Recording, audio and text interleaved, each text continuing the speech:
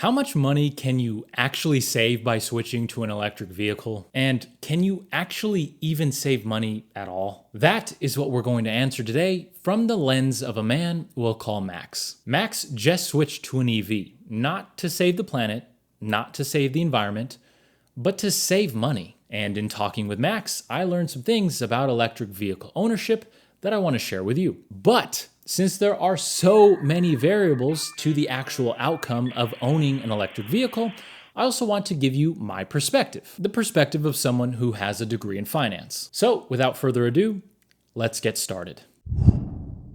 So first and foremost, Max is 41 years old and lives in Southern California. And up until this point, he had never owned an electric vehicle, not even a hybrid. But two things changed in the last few years that made him really start to consider one. Gas prices kept going up and up and up, especially in California. And secondly, Max recently had purchased a home. All his adult life, he rented apartments in and around LA, which made owning an electric vehicle less appealing. And this is where I get to my first piece of input when it comes to determining purchasing an electric vehicle. And that is home ownership. One of the big draws to electric vehicles are that they're cheaper to operate, but that's only if you own a home or rent a home and have the ability to charge at off-peak hours, which is something that isn't really available to do in most apartments. And even if you do have the ability to charge at home, there are a few other variables that we need to talk about and that we will. But anyways, Max bought a home a few years ago, and that, put together with the continually rising gas prices,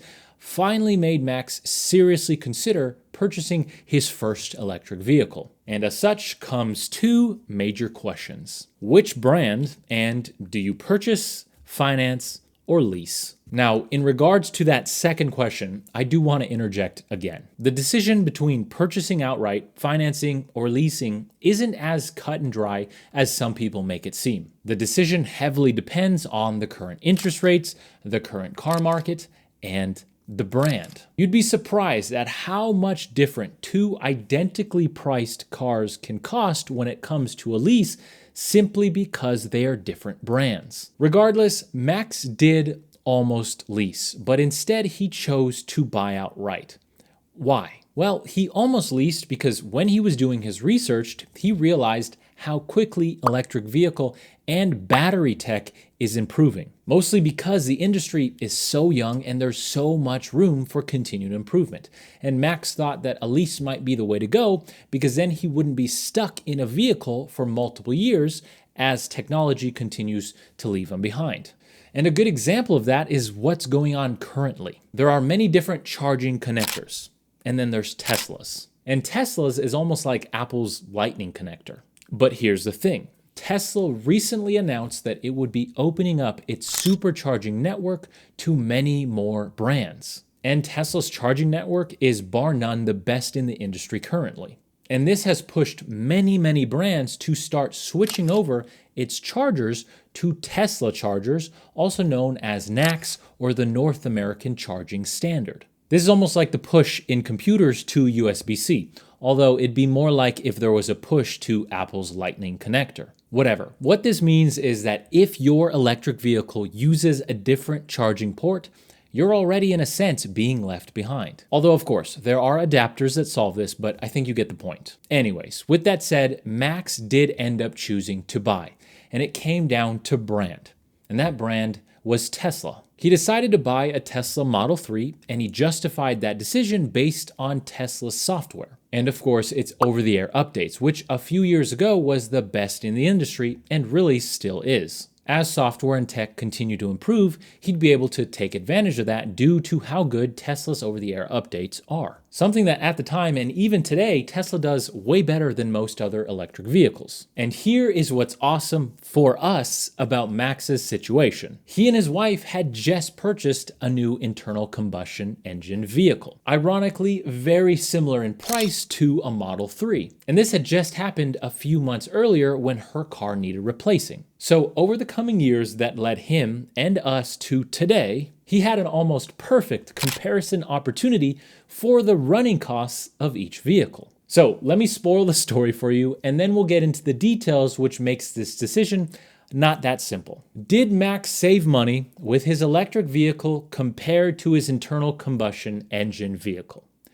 Yes, he did, and it was significant. But there are a ton of variables that made that possible, so we need to go over them to get the actual clear picture. First and foremost, Max bought brand new, both for his electric Model 3 and his internal combustion engine fully loaded Toyota Camry. And this is actually where the first hole in the argument that electric vehicles are just cheaper comes in. EVs, when it comes to price, are usually significantly more expensive than their ICE counterparts, at least for now. So would the same savings still apply if we were comparing, say, a Model 3 to like a $20,000 Hyundai Elantra? Probably not. So already, right off the bat, if you are in the market for a new vehicle and all you care about is saving as much money as possible, then you are probably still better off getting a very affordable internal combustion engine vehicle, because it's going to be near impossible to make up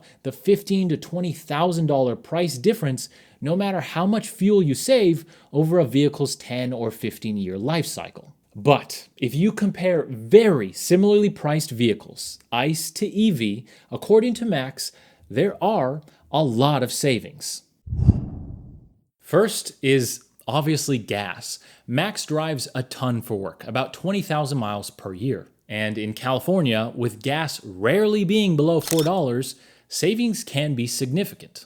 So let's do some math based on Max's numbers. The Camry V6 on a good day might get 27 miles per gallon. And with Max's yearly driving, that comes out to about 740 gallons. And if we're generous and say that gas averages, say, $4 a gallon, which is definitely undershooting in California, Max's total fuel cost comes to around $3,000 per year. Now, let's compare that to electricity, which unfortunately is also one of the highest rates in the nation in California. A Tesla Model 3 long range has a 75 kilowatt hour usable battery capacity, and Tesla estimates that that will get you about 340 miles per charge. But if you scour the internet, you'll soon find out that in the real world, that's probably closer to 300 miles. So for the same 20,000 miles of driving in the Tesla, Max will use about 5,000 kilowatt hours per year.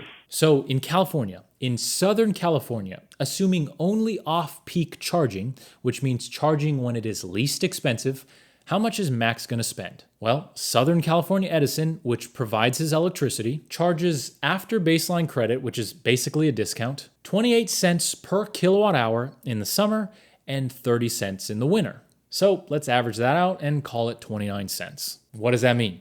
Well, that means that Max will spend $1,450 on electricity charging his Tesla for the same amount of driving. Not as much savings as you might expect, right? Yeah, I know, it's interesting. And it's actually one of the main reasons why, if all you care about is cost, electric vehicles don't make total sense just yet. A much cheaper, say $20,000 to $25,000 internal combustion engine vehicle is still probably going to win that race. But here's the thing for Max. The house that he purchased came with solar. And it came with solar that was just a few years old and paid in full. And the previous owner had been an electric vehicle owner, which means that his 10 kilowatt solar panel system was way oversized for his 2,000 square foot house, specifically to cover the cost of charging his EV. And what does that mean for Max? It means that there was a ton of extra electricity generated. And in this exact scenario is where electric vehicles start to become very compelling. And in Max's case, due to the solar panels, Max didn't pay $1,450 per year to charge his Tesla. He paid nothing.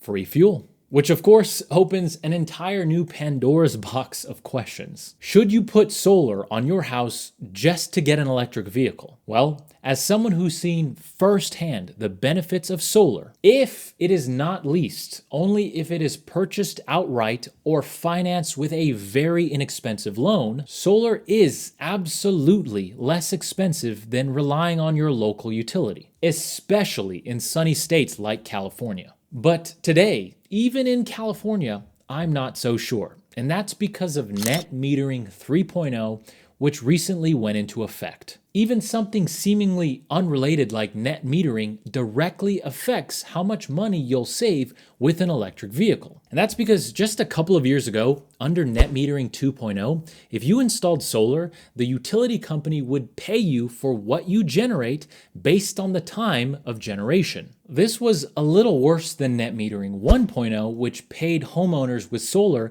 at the retail rate, but it was a lot better than the current net metering 3.0, which pays homeowners with solar a fraction of the cost. Now, for those of you that already have solar on net metering 1.0 or 2.0 in California, you are grandfathered in for 25 years. But for those of you who are considering putting solar on your house in California specifically, you're now on net metering 3.0, which really is only viable if you add batteries as well. Now, on top of the fuel savings, for Max, there are some other benefits to owning an electric vehicle. Much less maintenance, no oil changes, and never having to go to the gas station again, which even that could be calculated based on an hourly cost. Time is money. But on the flip side, there are some more expensive things about electric vehicles, like insurance. Insuring an electric vehicle usually is at least a little bit, and most of the time significantly more expensive than an ICE vehicle. And on top of that, the jury is still kind of out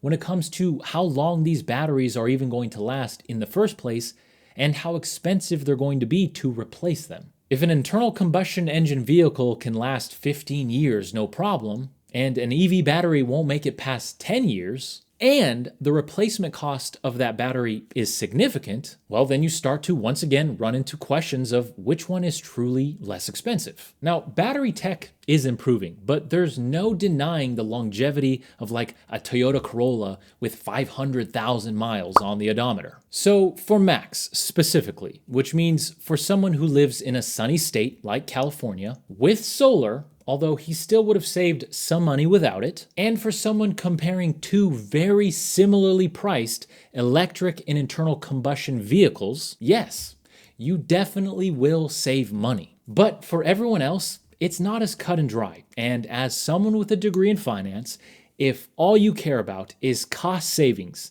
then a $20,000 to $25,000 reliable economy car is still very hard to beat.